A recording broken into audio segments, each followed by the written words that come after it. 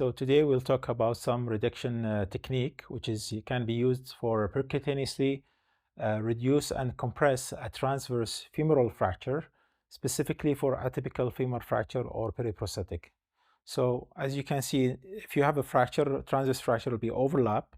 So we put two shunt pins in each segment. Then we use the femoral distractor device. We slide the device on each pin. And then at the beginning, we can use the distraction mode of the device to restore the length of the bone. Then once we are happy of the length, we can use the knob from the other side to make a compression mode of the device. And we can have adequate compression of the fracture. After this, we move the distractor in a compression mode from distractor mode, and you can see we can compress the fracture site adequately.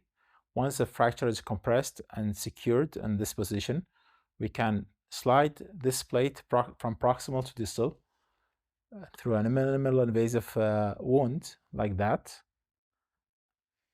And you can either fix it if you're happy with the compression you provided, or if you need more compression, just to make sure that the plate is temporarily fixed on one side of the bone, then you can apply even more compression and secure the other side.